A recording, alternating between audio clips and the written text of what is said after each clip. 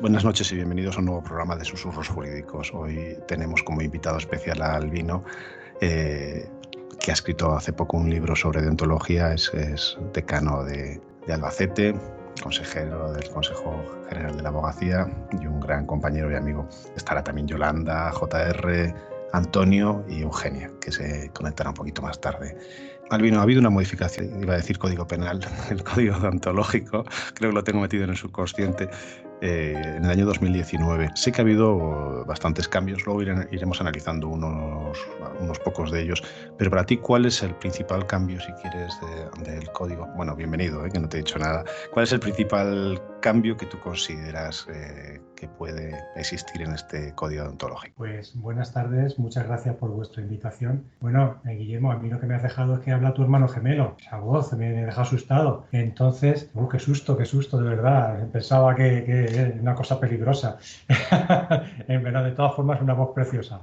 Pues yendo a lo que me preguntabas, en realidad yo creo que tampoco ha habido ninguna variación sustancial. Yo creo que el código deontológico tampoco debe variar. De una forma, teníamos un código deontológico del año 2002. Evidentemente nuestra profesión ha evolucionado muchísimo en los últimos 18 o 20 años, mucho más probablemente que los 50 anteriores, pero realmente las cuestiones que sigue planteando nuestra profesión desde el punto de vista deontológico, de relación con los compañeros, con los clientes o con la Administración de Justicia, siguen siendo básicamente las mismas. Y las más importantes son las que se nos plantean a diario en los colegios. Hay otras cuestiones que podemos tratar, podemos valorar, podemos hacerlo sin duda mejor, pero al final de lo que se trata es de regular fundamentalmente bien la relación con el cliente y la relación con los compañeros.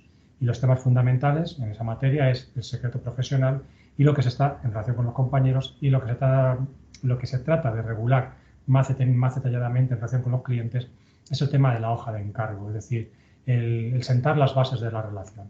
Creo que son las dos cuestiones fundamentales que van a dar pues mucho que hablar en el futuro, sin perjuicio de que también el tema de la publicidad, por ejemplo, que está bastante vedado y que está afrontando el Consejo a través de la Comisión de Deontología, es otra de las cuestiones debido a esta concepción economicista o mercantilista de la abogacía, que podemos compartir o no, pero que sin duda va a dar lugar a numerosos problemas de cara al futuro para todos nosotros. Oye, Albino, nos caen un montón de tortas en los colegios de abogados por esto de la deontología, porque se creen que es una forma de castigar al compañero. Los que estamos dentro sabemos que es una forma de proteger al compañero. Yo no sé si esa visión no la trasladamos bien, porque al final el código deontológico es que todos nos regimos por unas normas de educación, de caballeros o señoras, que nos regimos por un orden. Yo no sé por qué no cala eso entre los compañeros. Porque somos una profesión egoísta. Pensamos simplemente en el corto plazo. Pensamos en el asunto concreto, en el que tengo que ganar hoy, y no sabemos que el cliente pasa y los compañeros quedan. Pero es más importante aún la cuestión que eso. Es más importante porque la deontología o los principios deontológicos no es una cuestión que se nos haya ocurrido ahora. Tiene un fundamento, tiene una base, y toda esa base está orientada al ejercicio de la mejor manera posible del derecho de defensa y a la protección de aquellos que tienen derecho a esa protección. Nos caen tortas cuando se sanciona a un compañero. Cuando es otro compañero el que se queja contra ese compañero, no te cae tortas, lo ve, pero vamos, clarísimamente. En definitiva, creo que los mayores errores en deontología o las mayores infracciones se cometen por ese afán de defender a toda costa al cliente y de no pensar que cuando hay un compañero enfrente o hay otra persona enfrente que también está defendiendo sus derechos con la misma legitimidad que los nuestros, es merecedora de respeto. Esa es lo que entiendo que lleva a que no se comprenda la deontología y que normas como, por ejemplo, la que nos obliga a denunciar cualquier infracción deontológica, aunque no tengamos interés en el asunto, que lo dice muy bien el Código Deontológico, no tenga ninguna aplicación práctica, porque solamente nos quejamos o denunciamos aquello en lo que tenemos interés.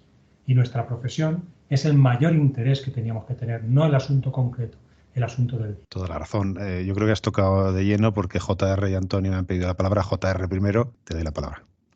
Buenas noches, bienvenido Albino, bien hallado aquí. Yo la verdad es que disfruté muchísimo con tu libro sobre la deontología, se llama Deontología de la Abogacía, en la editorial Tirán Lográn, y es un libro magnífico que recomiendo a cualquier jurista, a cualquier abogado, por supuesto, ¿verdad? Y me plantea muchas cosas, ¿no? La lectura del libro. Sobre todo me plantea el hecho de que creo que desde los colegios se debería incidir más en la divulgación de la deontología, porque creo que carecemos mucho, se carece mucho en general, de conocimiento directo de lo que entraña la deontología de la abogacía, ni para qué sirve, ni siquiera el contenido de las normas. Yo en el trato, en el día a día, pues más de una vez he tenido que decir, oye, estamos en una conversación, es una cuestión de negociación, no podemos después sacar esta cuestión de negociación delante del juez, por ejemplo, de lo que hemos negociado en el ámbito privado, por poner un ejemplo,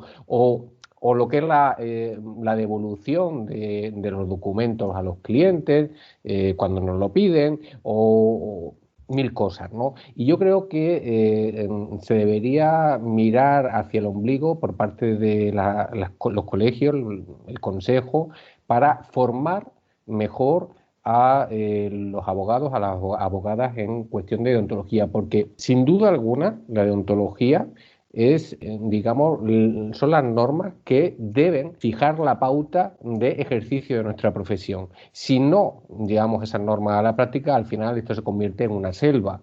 Y muchas veces yo, al menos, me podréis llamar viejo, ¿no? Que hablo como los viejos, antes, yo creo que antes, precisamente, yo cuando empecé a ejercer, creo que la deontología se seguía y se llevaba muy a rajatabla, bastante más a rajatabla, y que ahora hay un gran desconocimiento. No sé qué opináis. Bueno, pues gracias, José Ramón, por tu bienvenida. Desde luego, la labor de divulgación tú la cumples, porque sí que he visto por las redes sociales bastantes noticias tuyas o comunicaciones que hacen referencia al código deontológico. Y lo que sorprende es que profesionales de la abogacía con muchos años de ejercicio no conozcan el contenido básico de algo de un contenido tan limitado como es el código deontológico. Esta mañana, por ejemplo, una compañera me preguntaba por la calle si podía, le había pasado una cosa de una aportación de correos electrónicos por parte de otro compañero fuera de Albacete. Y me preguntaba si eso podía ser. Pues no puede ser. Y luego decía ella, oye, yo puedo no sé qué, ¿puedo aportar yo? Digo, pues no puedes. Dice, pues me parece mal. Digo, vale, pues te parecerá mal, pero esto tiene un motivo, tiene un significado.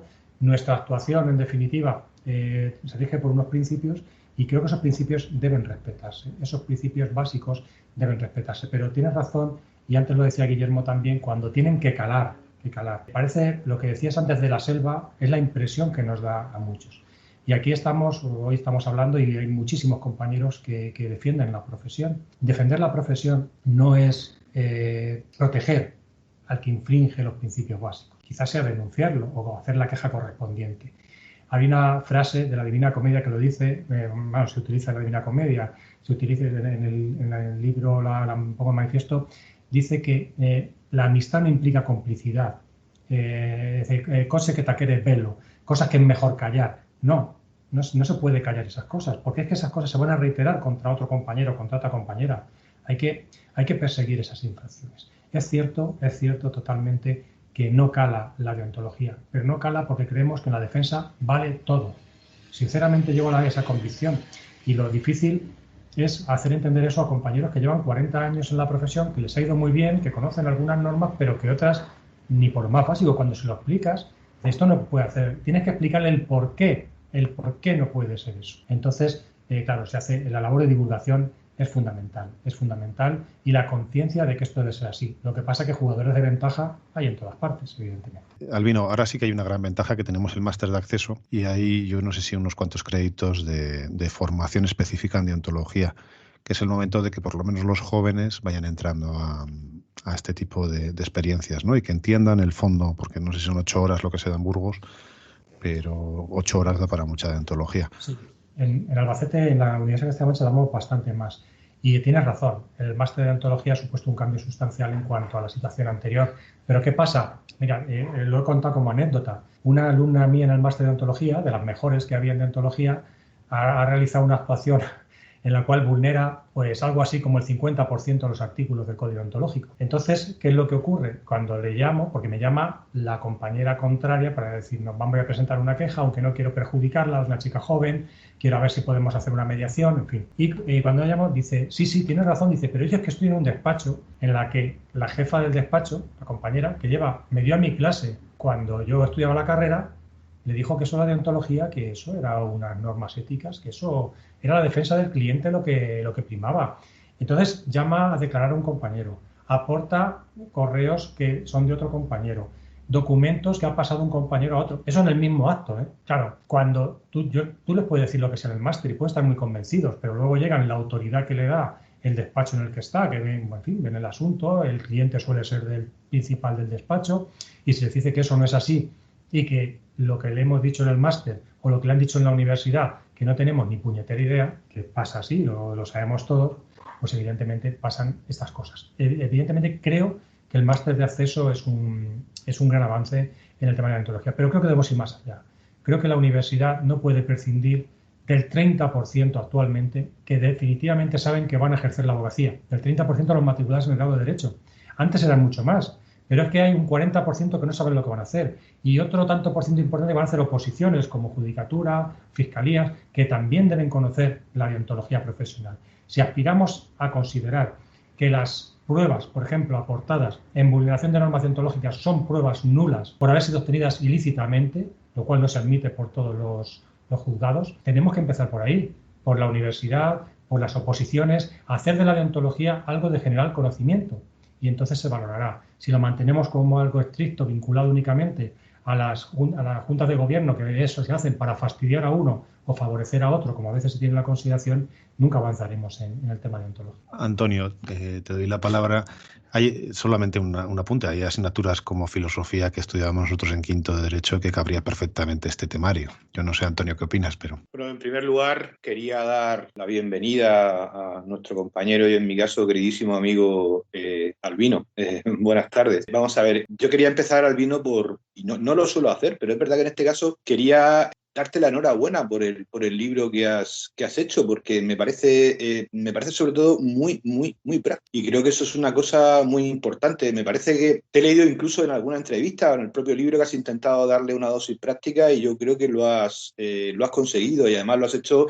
Incluso me parece que apunta desde tu ejercicio como profesor de deontología en el máster y en ese sentido es cierto que me parece que es un libro muy práctico y que yo recomiendo expresamente no solamente a los compañeros que ya están ejerciendo, que desde luego, sino también a todos los alumnos del máster, porque a diferencia de otros libros de deontología que son magníficos, le encuentro un plus y es el indudable carácter práctico que tiene, ¿no? Dicho esto, Albino, me gustaría comentarte una cosa, porque no sé si es una sensación que tengo o es algo que se corresponde con la realidad, ¿no? Yo vengo detectando desde hace unos años en el colegio, ya anteriormente a ser decano, ¿no? Lo vengo detectando porque antes ahora evidentemente con más motivo, ¿no? Pero antes cuando podía hablar con la comisión de deontología o hablaba, se viene produciendo un incremento casi exponencial de las denuncias por cuestiones deontológicas. Hace 15 años, 20 años, es cierto que eran prácticamente inexistentes, ¿no? Y ahora, sin embargo, son muchísimas y además ese aumento se produce exponencialmente. Tú, que has estudiado profundamente esta materia, que además estás en la Comisión de Deontología como secretario del Consejo General de la Abogacía Española, es decir, un perfecto conocedor, ¿crees que es por una derivación de la sociedad en que vivimos o por una deriva de nuestra profesión o qué motivo puede haber para que se haya producido en los últimos años ese aumento exponencial de las denuncias, Albino, por motivos deontológicos? Sí, bueno, en primer lugar, muchas gracias, Antonio. El cariño es recíproco, como sabes, y sí, tienes razón en lo que ha ocurrido. Yo empecé, llevaré ahora 16 años en la Junta de Gobierno. En la deontología hará 10 años o por ahí que empecé a llevar en la Junta y se han quintuplicado el número de asuntos desde que yo empecé y además cada vez con mayor relevancia en materia deontológica. Bueno, yo creo que son varias las cuestiones. Esto no es fruto sino de una sociedad que también ahora todo el mundo considera que debe quejarse, me parece bien, siempre que sea con fundamento. Pero la masificación en nuestra profesión, que no es de hace 10 años, hace mucho tiempo, conlleva eso también. La falta de una formación específica que ahora puede paliar el máster, como antes decía Guillermo, puede ser importante. Pero, claro, la inmensa mayoría de abogados que ejercen y abogadas pues no han estudiado deontología. Vamos, a mí nadie me dijo que existía un código deontológico cuando me incorporé al Colegio de Abogados de Albacete. Ni lo sabía. Y entonces su decano era Ramón Bello, que daba filosofía del derecho, era un hombre formado en esas. Pero nadie lo dijo. Lo primero que deberían hacer los colegios de abogados al entrar es entregar un código deontológico. Lo primero. Es decir, esto va a regir sus relaciones con los compañeros, con las compañeras, con los clientes, con la administración de justicia. Es cierto que debería darse un código deontológico a otros, no solamente a los abogados y a las abogadas, ¿no? Pero los que tenemos la obligación de velar por nuestra profesión, por nuestros compañeros, por nuestra comunidad, somos nosotros.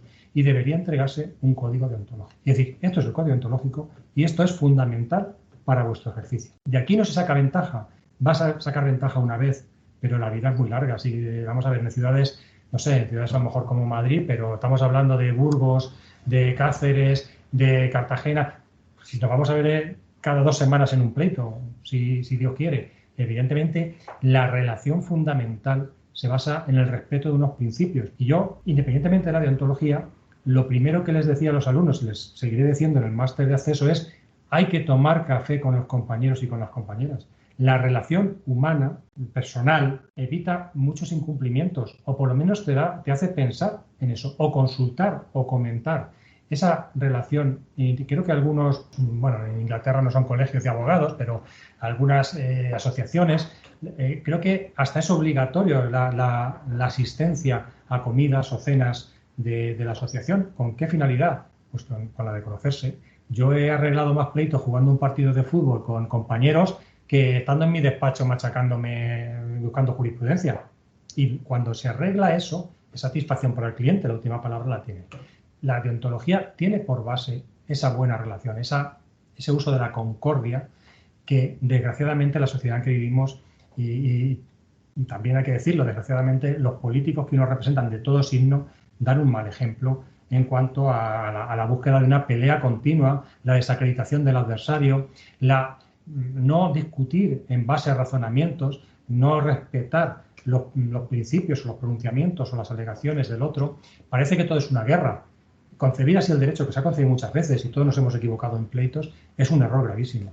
Es un error gravísimo. Y eso conlleva las múltiples denuncias, las discusiones, las infracciones deontológicas, las quejas continuas, el hablar mal de los compañeros por cualquier circunstancia. Todo eso estamos en una sociedad sin duda mucho más conflictiva, más masificada, más mercantilizada, más comercializada, que lleva a esa infracción de principios básicos. Es un mal genérico, pero el problema es que en nuestra profesión tenemos la obligación, nosotros, todos, de intentar que eso no ocurra. Y ocurrirá, como todo. Está prohibido asesinar y la gente asesina, pero evidentemente lo que hay que hacer es que la gente conozca eso, y si logramos el mantenimiento de esos principios básicos, el conocimiento de esas reglas y su fundamento, sin duda todos trabajaremos mejor. Yolanda, te doy la palabra. Albino, esto me recuerda que la abogacía es como el rugby, no como el fútbol, que hay un tercer tiempo y muchas veces después de la batalla, no, después del partido, nos tomamos unas cervezas y no tenemos ningún tipo de rencor. No sé, Yolanda, ¿tú qué opinas de esto? Pero yo creo que estás muy de acuerdo, ¿no? Sí, estoy totalmente de acuerdo con todo lo que habéis dicho y vamos, me parece un mensaje maravilloso el que estás lanzando, Albino, y yo creo que lo que debemos de hacer, porque es obligación tanto del Consejo General como de los colegios de abogados o de los abogados sin más, es divulgar más precisamente lo que es el código deontológico, lo que son las obligaciones, porque supongo que en todos los sitios pasa, de hecho, pues Antonio así lo ha comentado y tú también. Al final, en las comisiones de deontología siempre nos encontramos más o menos los mismos problemas, por decirlo de alguna forma, que son los más habituales. Y yo muchísimas veces, lo hemos comentado también aquí en esta pequeña tertulia que tenemos, hacer una especie de tips o de un mini decálogo para lanzar, porque siempre es que no llega a 10 los más habituales. Es el de aportación de pruebas, es el de hablar con el contrario, es el de cuando has llevado un procedimiento de mutuo acuerdo después presentar un contencioso por una de las partes. O sea, es que realmente son siempre los mismos casos y sí que creo que es obligación de todos porque es beneficio para todos. Y yo sí quería preguntarte si a lo mejor Abogacía se ha planteado precisamente esto, hacer pequeños mensajitos para a través del Consejo General divulgar a todos los colegiados estos pequeños mensajes? Bueno, gracias, Yolanda. Pues realmente no. En el plan de actuación de abogacía sí que está previsto el desarrollo de algunas cuestiones en materia de deontología. Lo que ocurre que, bueno, realmente esos mensajes, esos tips que comentabas, yo los llevo pensando hace mucho tiempo. Lo que pasa es que no se pueden quedar en un solo tip. Tienes razón que al fin y al cabo, porque yo tengo el decálogo ese hecho. El primero, ¿sabes cuál era? No fastidies a tu compañero. Fastidiando a tu compañero estás fastidiando a tu cliente, el de hoy o el de mañana. Y a ti mismo, porque tu compañero no te va a respetar. El segundo, respeta a tu cliente. Cuando respeta a tu cliente, en materia de honorarios sea adecuado, informa a tu cliente, etcétera. Esos tips se van desglosando y realmente son frases cortas que pueden servir por lo menos para que la gente se interese. Y eso es muy interesante. Entonces, sí que creo que a lo mejor lo han hecho algunos colegios. He visto José Ramón lo ha hecho, creo que el Colegio de Cáceres ha colgado, Sevilla también ha colgado alguna cosa, no sé si Cantabria. En fin, se ha visto por ahí algunos colegios que sí que lo han realizado, pero creo que efectivamente a lo mejor la fuerza de choque de la abogacía, que debe ser el Consejo General, que nos representa a todos, pues se puede plantear. Y claro, ya me has puesto en un compromiso. Ahora tengo una comisión de deontología y me dice, oye, mira, me han exigido cuentas y me han dicho aquí...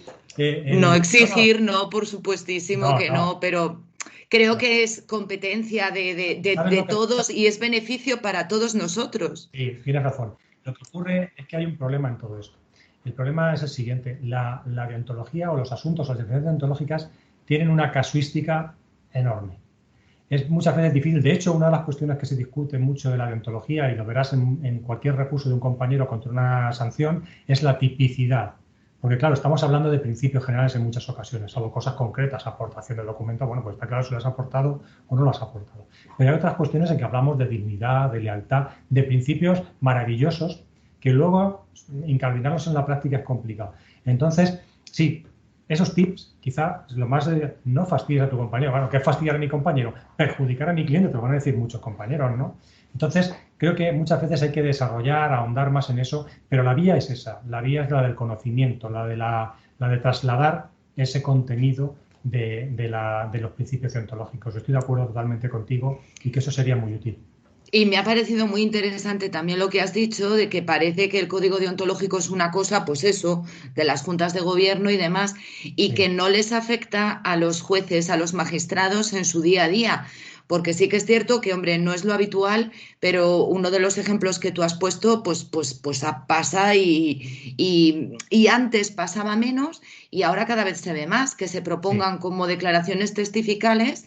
Las de compañeros que han llevado ese mismo procedimiento con anterioridad o una negociación previa. Y los jueces no tienen ningún reparo en admitirlo, que yo entiendo que ya debería de ser una inadmisión de plano. Y no es así. Al final tienes que pedir el amparo del colegio para que el decano en su caso ampare tu secreto, etcétera. Entonces, sí que creo que...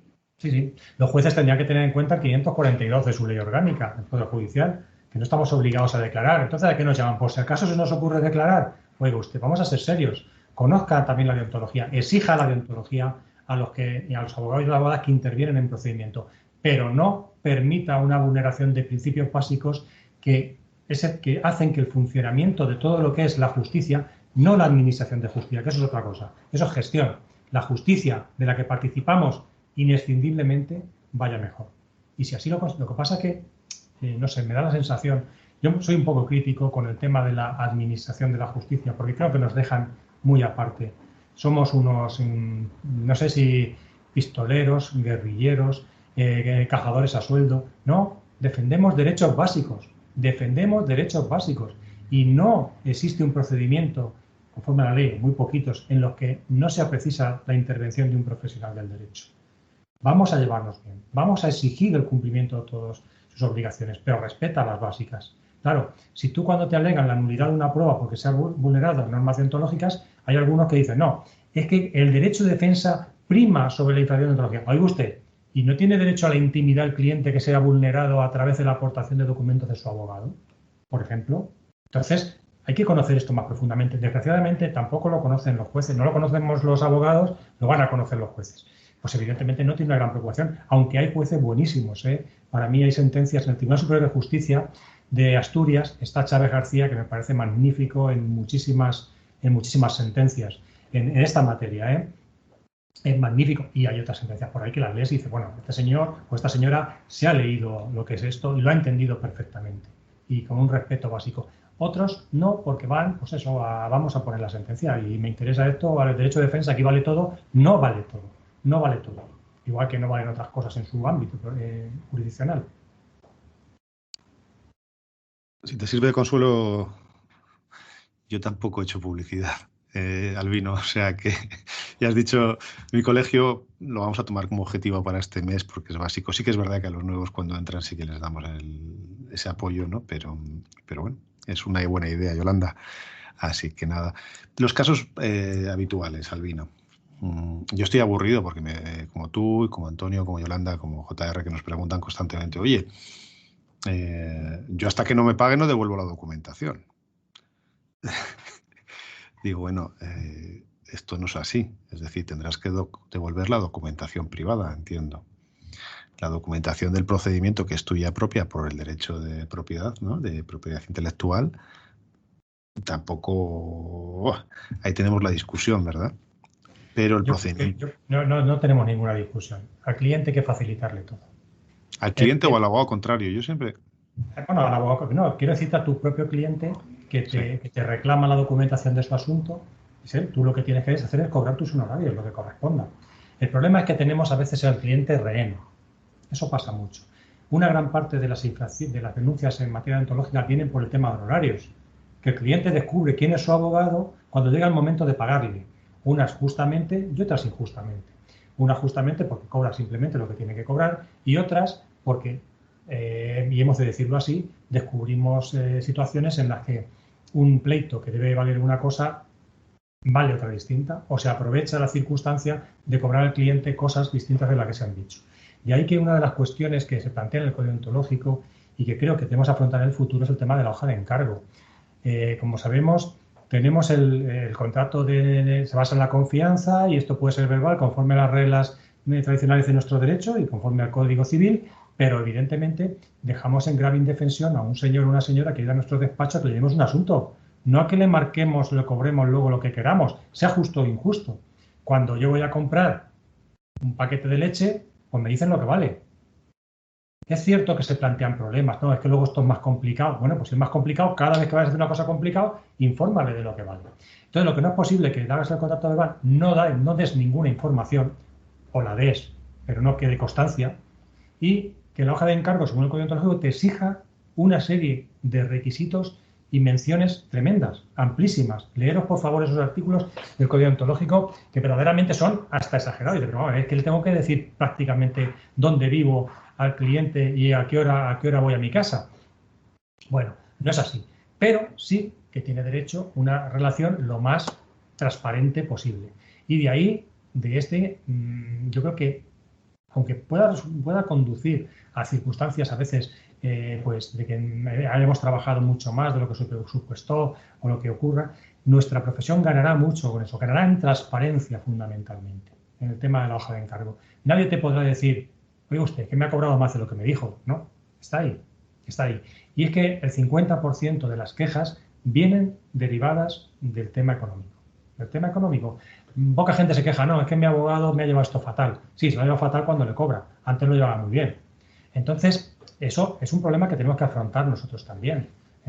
Entonces, sí que creo que esa es una de las cuestiones básicas que tenemos, que el respeto al consumidor, el tema, no creo que haya ningún abogado en España que no haya presentado ninguna demanda por abusividad o falta de transparencia de cláusulas en las contrataciones bancarias. Bueno, pues tenemos que afrontar la transparencia y la abusividad en las cláusulas de nuestros contratos también y establecerlo de una manera lógica, que nadie se sienta defraudado porque su abogado resulta que al final tenga la sensación, no de que le ha robado, pero que no le ha sido todo lo fiel, no ha tenido con él toda la lealtad que dejó o depositó en un primer momento.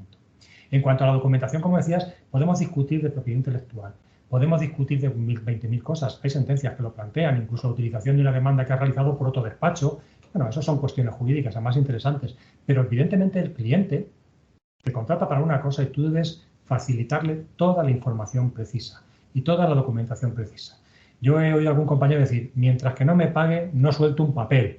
Me recuerda aquello que decían los médicos cuando le cargabas un informe pericial. Doy carne a cambio de papel. Es decir, te dejo que lo veas, pero que me des el informe, que antes no te lo daban, recordáis en muchas ocasiones. Me parece impropio. Sí, JR, que habías pedido la palabra, y luego Antonio, ¿vale? Yo respecto de la hoja de encargo, yo siempre utilizo hoja de encargo, muy personalmente, ¿eh? Desde hace ya muchos años utilizo hoja de encargo. Creo que es por una cuestión de mera transparencia con mi cliente, pero no solamente con mi cliente, ojo, para conmigo mismo.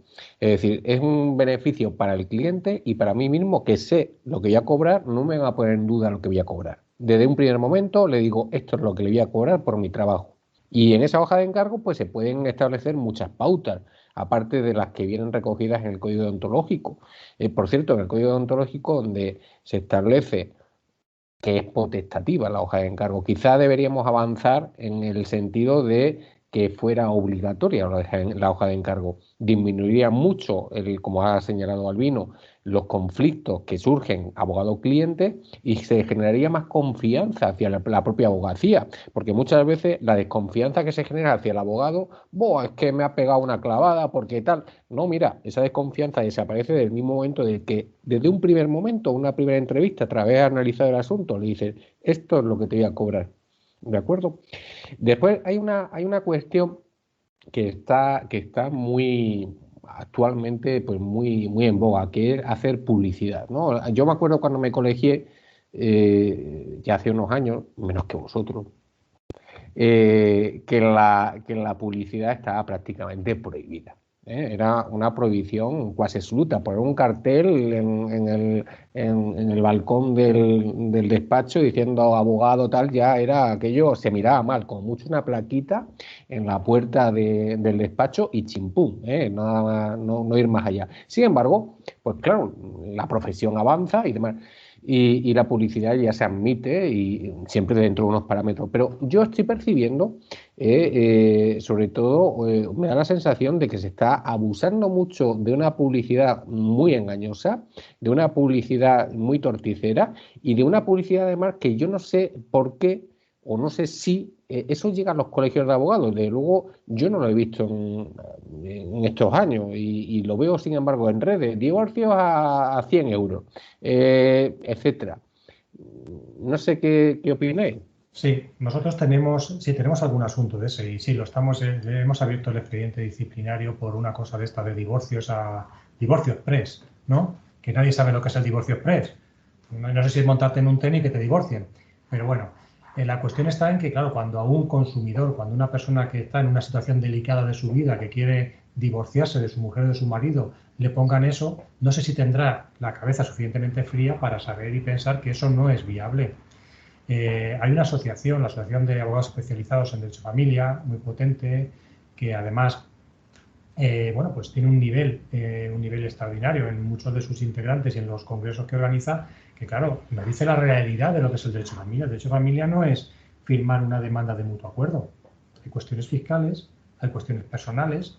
Todos sabemos que los procesos de familia no se acaban con un asunto que haces en tu despacho, sino que tienes que atender a los clientes. Es una situación delicada desde el punto de vista personal y profesional. Entonces, por ejemplo, la publicidad en materia de divorcio es lo que más se ve, la divorcioneta esa que haga funcionando por ahí, o no sé qué. En fin, todo eso son un poco pues barbaridades. ¿Cuál es el problema que tenemos? El problema que tenemos es ese grado de mercantilización o comercialización de que es objeto de nuestra profesión.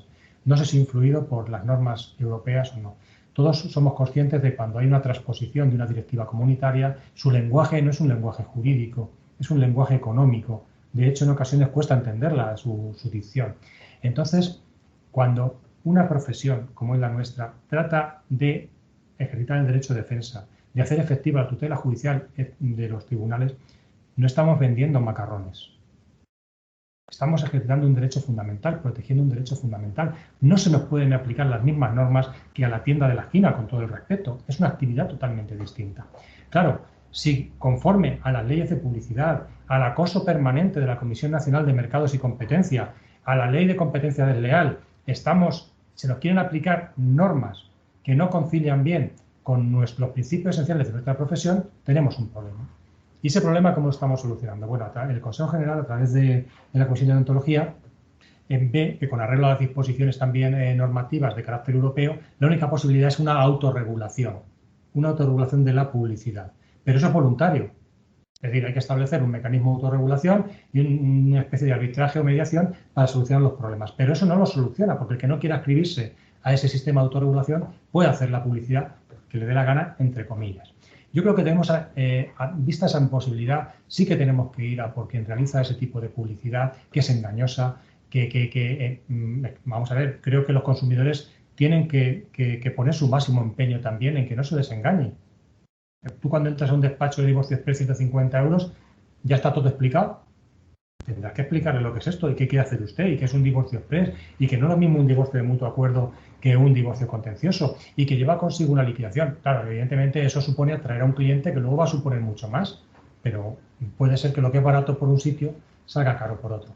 De todas formas, sí que están aquí, por ejemplo, en el contencioso o en el TSJ, creo recordar, se ha visto alguna sentencia de publicidad en contra de una publicidad que hizo un compañero en Ciudad Real, concretamente, en el cual se sancionó con suspensión en la profesión por esa publicidad que realizaba. Y creo que la vía es esa, y hacerle ver a los jueces también que, evidentemente, no cabe todo, no vale todo. Y es que para mí está muy claro. Pero bueno, hay compañeros que consideran que esto es el mercado puro, que ha ido a Estados Unidos y ha visto allí una cosa que parece un bar de medianoche y es un despacho de abogados que te ponen divorcio en verde y desahucios en amarillo con neón. Yo creo que eso no responde a un espíritu de la profesión verdaderamente, tal y como creo que lo concebimos la inmensa mayoría. Hay gente que tiene otra idea y considera que esto, bueno, pues no es así, ¿vale? Pero creo que debemos decidirlo entre todos y que es mejor, sobre todo, para el ejercicio de ese derecho fundamental que nosotros defendemos. Antonio, te doy la palabra y Albino, te voy preparando para una de las preguntas que voy a hacer, que es la mayoría de la publicidad engañosa no lo hacen empresas que venden servicios jurídicos sin estar formadas por abogados. Yolanda me dice que te la quiere hacer, la desarrolla Yolanda. Antonio, te doy la palabra primero y luego Yolanda.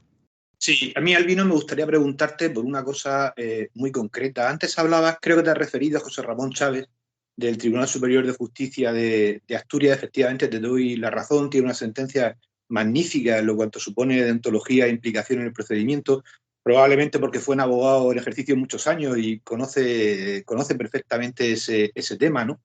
Pero es un tema que él entiende perfectamente y a raíz de esa afirmación yo quería preguntarte una cosa. Vamos a ver. Generalmente es verdad que en muchos casos los jueces no entienden esa cuestión y es verdad que muchas veces a los colegios nos llega amparo porque se han admitido, por ejemplo, correos electrónicos en materia de negociación. Yo me hago la siguiente reflexión y te pregunto por qué crees que es eso, ¿no? Es decir, vamos a ver, ¿por qué le cuesta a un juez tanto entender que no puede existir esa prueba? Es decir, me hago la siguiente reflexión.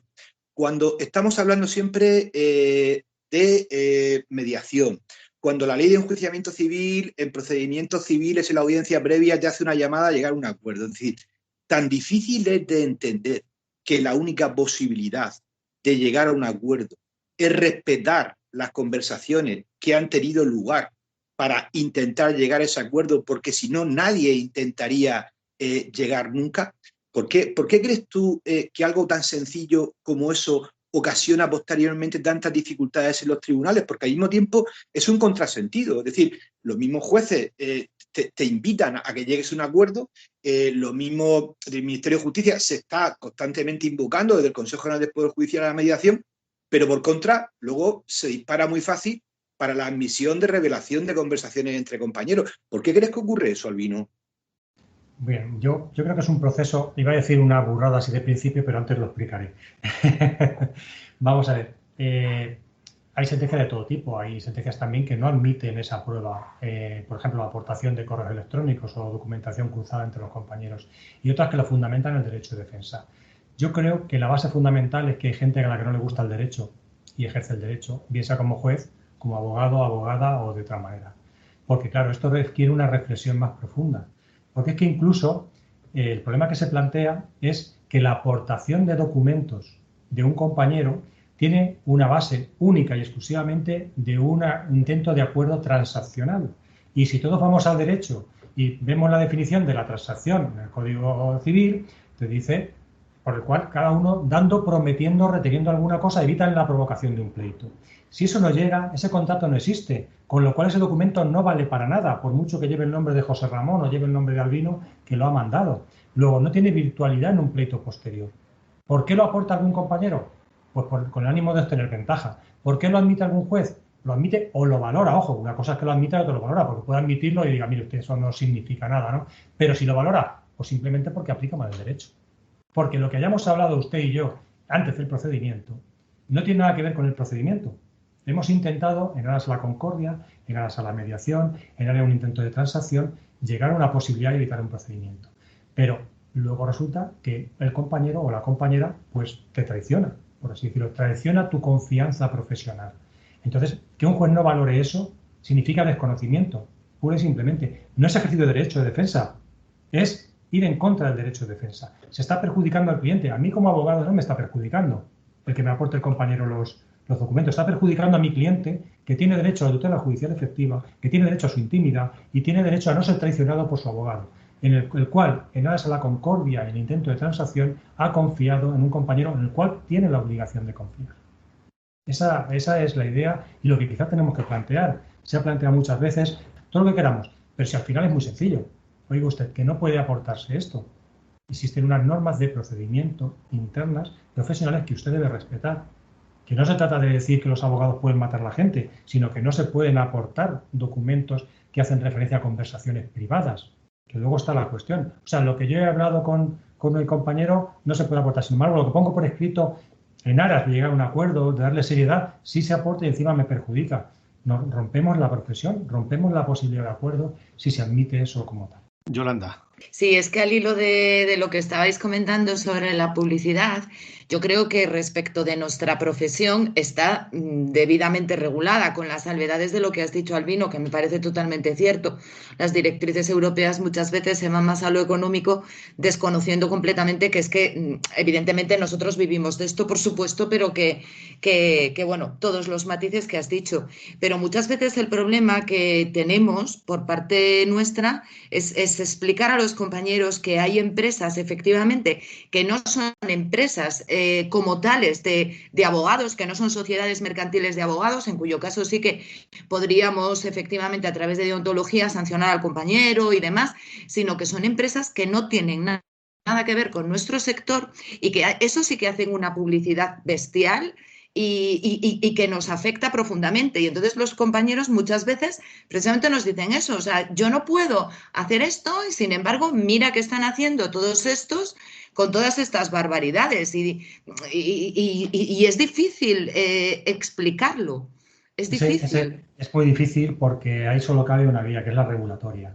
Hay empresas de servicios que no hay ningún abogado, que ofrecen, yo podría decir alguna que tiene nombre incluso de película.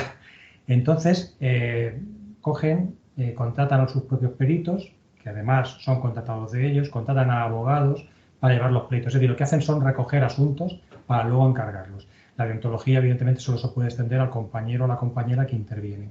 Con lo cual hay unas malas prácticas. Recuerdo uno concretamente que la indemnización para el cliente fueron de 14.000 euros y la empresa cobró 9.000. El compañero al cual se le abrió el expediente disciplinario habrá cobrado 1.500 euros, que era lo que correspondía, pero el resto lo había comprado esa empresa. El problema es que, salvo que se regule expresamente esa posibilidad dentro de la prestación de servicios jurídicos o de empresas de prestación de servicios jurídicos, que no son sociedades profesionales, no podemos hacer nada. Estamos vendidos. De hecho, a mí me han encargado alguna vez, algún compañero de fuera me llama, oye, ¿me puedes hacer este pleito que yo no puedo ir y tal? Digo, bueno, ¿y cómo hacéis esto? Dice, no, si mi jefe es economista. Dice, no es abogado. Dice, tiene una tabla Excel y ahí lo hace todo y entonces yo te mando esto como te mando. Te puedo mandar, pues no sé, oye, te mando un par de lenguados para que me lo vendas mañana en el mercado. Entonces, claro, eso pierde verdaderamente la sensación de que tenemos una utilidad, porque para eso al final pueden hacer todo lo que no podemos hacer nosotros y con mayor rendimiento. Y encima es que conozco empresas de ese tipo que los propios economistas que hacen sus informes en materia, por ejemplo, cláusula del suelo, los informes los hace la propia empresa, que es quien está detrás del cliente y no aparece en el pleito, porque en el pleito aparece una abogada o un abogado que han contratado. O sea, son la misma parte en la pericial, es el abogado, es todo, todo. Bueno, y luego los problemas que tienen con los compañeros y las compañeras que se prestan a participar ahí, que yo no los quiero penalizarlos ni criminalizarlos, porque en definitiva cada uno tiene sus necesidades y hace lo que puede. Pero evidentemente es un sector que creo que urge la regulación porque el perjuicio que está causando a los consumidores es muy importante. De hecho, yo creo que la evolución del trato con los abogados se ha visto muy resentida por estas empresas. Es decir, el respeto que nos tenían a la profesión, yo la sensación que tengo desde que aparecieron a lo bestia en medios vendiendo servicios gratuitos, porque hay muchos que venden los servicios como gratuitos, el respeto hacia la profesión y el respeto hacia los abogados ha descendido exponencialmente. Yo no sé si esa sensación la tenéis vosotros. Yo es una cosa que personalmente parece que lo que hacemos lo hacemos como churros y no es trabajo a medida, y entonces, bueno, pues la sensación que te da es que el respeto, bueno, que lo tenemos que hacer gratis. Y el gratis siempre supone muchas obligaciones y pocos derechos, ¿no? Entonces... ¿Vosotros creéis que en la vida hay algo gratis? Nada. Entonces, esa es la cuestión fundamental. Es decir, el trabajo de una persona nunca es gratis, salvo el caso de esclavitud y que tiene un coste inicial, ¿no? Pero en el caso nuestro, el servicio gratis es falso. Cualquier publicidad de servicio gratis es falsa. Cualquier consulta gratis es falsa. Tiene una finalidad ulterior, publicitaria, atracción de clientes, lo que sea. No hay nada gratis. Tampoco es cierto que la gente vaya engañada. Nadie se engaña en estas cosas. Pero el problema que se plantea es que decíamos básicamente, es decir, ¿qué es lo que nosotros hacemos? Cuando se engaña a la gente con una actividad publicitaria para venderle, hay cosas graves, una vivienda, un vehículo, etcétera, pero cuando se engaña para venderle un paquete de macarrones, como decía anteriormente, bueno, la importancia es relativa. Pero cuando se le engaña para, por ejemplo, su divorcio o un asunto importante en relación con su vida, le puede destrozar la vida. Se le puede destrozar la vida. Y eso, pues evidentemente, tenemos que seguir la responsabilidad a los compañeros que sean capaces de hacer eso, pero por lo menos también regular a las empresas que puedan, por lo que antes decía Yolanda, a esas empresas que son capaces de atraer a clientes y tener procedimientos que al final terminan en lo que todos conocemos, en insatisfacción continua, en cobros desmedidos, etcétera. En fin, no es que yo sea muy partidario de la regulación total, pero por lo menos hay determinadas cuestiones básicas que sí que deberían estar reguladas, no sé si mejor o más detenidamente, pensando un poco en lo que nos estamos jugando. Eugenia, querías hacer algún comentario a lo que has puesto Albino, yo creo.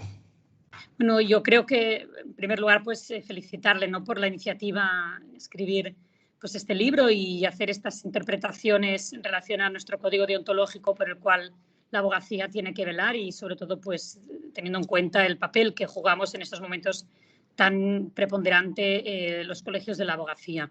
Yo quiero, quizás, a colación de lo que estabais diciendo, añadir que realmente nuestra labor ha de ser aquí muy, muy estricta, ¿no? Yo creo que precisamente el proteger la profesión y luchar para dignificarla implica el intentar bloquear este tipo de comportamientos que yo en un artículo recientemente llamaba la uberización de la profesión, es decir, estas empresas que contratando masivamente a abogados y abogadas mayoritariamente jóvenes a unos sueldos irrisorios y que además pues resultan casi indignos, pues han acopado un cierto espacio del mercado que utiliza prácticas que en ocasiones no son del todo deontológicamente correctas. Y por eso yo creo que es muy importante que nos atrevamos a alzar la voz y a sancionar este tipo de comportamientos. Porque más allá de lo que encima de nuestras mesas de las salas de juntas son pues, los clásicos comportamientos que deontológicamente han sido reprobables en los últimos tiempos y a manera incluso histórica, ¿no?, como eran pues, engañar a un cliente. Bueno, nosotros hemos tenido desde falsificación de sentencias, como se habrá pasado, resoluciones, apropiarse indebidamente consignaciones, es decir, más allá de estos comportamientos que tradicionalmente se han venido produciendo, nos encontramos en esta etapa más moderna, en la que se han desarrollado nuevas tecnologías, en las que hay nuevas formas de ofrecer también y prestar estos servicios online, ¿no?, en la que hemos de ser capaces de proteger esta especie de intrusismo, porque en el fondo ya no solo es un comportamiento éticamente sancionable, sino que además ya roza el intrusismo, porque son empresas, muchas de las cuales sus socios principales no son ni abogados, sin conocimientos incluso jurídicos, y que están llevando a cabo asesoramientos, contratando masivamente a chicos y chicas jóvenes recién licenciados que hacen la labor esta de asesoramiento, que en el fondo no dejan de dañar no solo la imagen de la profesión, sino también a la propia profesión como tal. En tanto, nosotros también tenemos el deber de cuidar de nuestros jóvenes y de cuidar a los que serán el futuro de la abogacía en España. Y por lo tanto, bueno, que son presentes, o sea, que por lo tanto también requieren esta atención. Bueno, pues yo felicitaros también pues por este enfoque que le estáis dando y que ha de ser valiente. En el fondo, bueno, pues tenemos que ser capaces de alzar la voz cuando se produzcan estas situaciones y poder defender la profesión que tanto nos cuesta representar en nuestro día a día, ¿no? Gracias, Eugenia. Ya que vienes de Italia, en un minuto has pasado de Italia a España. En 1920, Calamandrei escribió un libro que se llama Demasiados abogados, tantissimi avvocati. Lo que describe en ese libro es lo que pasa hoy, multiplicado hoy por 3 o 4. Si entonces eran muchos, ahora somos más. Y las irregularidades, las malas praxis que en ese libro describe Calamandrei con un cierto humor a veces, a mí Calamandrei era un hombre tremendo. Lo que pasa es que me parece que era muy malo con los abogados y muy bueno con los jueces. Lo del elogio de los jueces parece que todos los abogados eran malos y los jueces eran magníficos. Todos sabemos que no es así, aunque lógicamente los abogados somos más y hay más malos que por porcentaje, supongo. Bueno, pues los vicios que denuncia Calamandrei hace 100 años son los mismos que nos encontramos. Los mismos, exactamente los mismos. Y luego hay otra cuestión, el tema de los jóvenes, que creo que es muy importante. Lo que decías, antes lo hemos comentado en el máster de acceso, se ha suprimido del Código Deontológico un artículo que establecía que los abogados más antiguos, de mayor experiencia, tenían la obligación de asistir, de prestar asistencia a los más jóvenes cuando se les requiriese. A mí me encantaba ese artículo porque creo que es la esencia de nuestra profesión, preparar a los nuestros, a los que vienen detrás, que no se sientan desprotegidos, porque cuando tengas una persona desprotegida, que no tenga apoyo, que no sepa lo que hacer, va a causar mucho daño. Y es lo que está pasando a veces. Si tú le prestas ese apoyo, si tiene la confianza que se va a prestar, evidentemente hará mejor la profesión. Entonces se suprimió porque dijo que eso no tenía carácter deontológico. Bueno, pues tampoco tiene carácter deontológico reunirte en el despacho del decano o en el del colegio de abogados. Sin embargo, es una buena práctica. Hay que establecer algún tipo de reglas. La deontología no se acaba en las sanciones o en las infracciones. Podemos establecer una serie de principios que todos respetemos y que, el que no quiera, no, esto no es obligatorio, pero que sepamos que eso está bien según una buena práctica profesional. Entonces, es muy importante lo de los jóvenes. Es fundamental. Lo que pasa es que no sé si podemos darle todo lo que necesitan. Está tan multiplicada, tan masificada la profesión que es muy complicado. Ya no solamente por comparar con otros países, sino aquí mismo lo vemos. En fin, no da para tanto la cosa. Y eso conlleva determinadas cuestiones, tanto de carácter deontológico como pues, de proletarización de la profesión. Que el turno de oficio sea hoy día el único medio de vida de muchos compañeros, pues no es posible. No es posible, plantear numerosos problemas. Ya no es que esté mal pagado, es que no puede serlo. El turno de oficio, la justicia gratuita, debe ser una muestra de la función social de la abogacía, de alguien que se gana la vida perfectamente en su profesión y además da algo, aporta algo a la sociedad. No puede ser la única obligación, porque para eso haces una oposición y te conviertes en abogado de la administración o de lo que sea. En definitiva, creo que el mal de la profesión no deriva solamente de la profesión, sino de lo que la hemos convertido o lo que la sociedad la ha convertido. Hay que echarle la culpa a alguien que no seamos nosotros, ¿no? A la sociedad, a los políticos o lo que sea. Pero en definitiva sí creemos que, salvo aquellos que tienen algún apoyo pues, de carácter familiar o que tienen... Es muy difícil para alguien que termina la carrera o el máster poder ejercer. Y ahora con las prácticas en despacho se ha abierto un poco la posibilidad. Pero se ve en una situación que a veces no es que justifiques comportamientos, pero que lo puedes entender. Lo puedes entender porque es una situación desangelada, vamos a hacerlo así. Entonces ahí los colegios, que es lo que decía Eugenia, lo que iba, creo que tenemos algo muy importante que hacer. Hay que acogerlos. No se trata de crear asociaciones para hacer actos, acogerlos verdaderamente, formarlos, que sientan el calor de sus compañeros, que sepan que estamos con ellos, que tienen el apoyo y que le podemos... que ¿son competidores? Claro que sí, pero yo prefiero que mi competidor sea bueno a obligarle a hacer cosas deshonestas o contra la deontología. creo que eso tenemos que replantearnos eso. Es cierto que plantearle a algunos compañeros que tienen una idea más comercial, más mercantilizada de la profesión, pues a lo mejor eso no cuadra. Pero bueno, para eso somos colegios y tenemos unas prerrogativas que la ley nos atribuye, entre otras las deontológicas, ¿no? Sí, Albino, yo recuerdo cuando empecé, por lo menos 4 o 5 abogados directamente mayores se acercaron a mí para ofrecerme su despacho, sus libros y cualquier cosa que necesitase.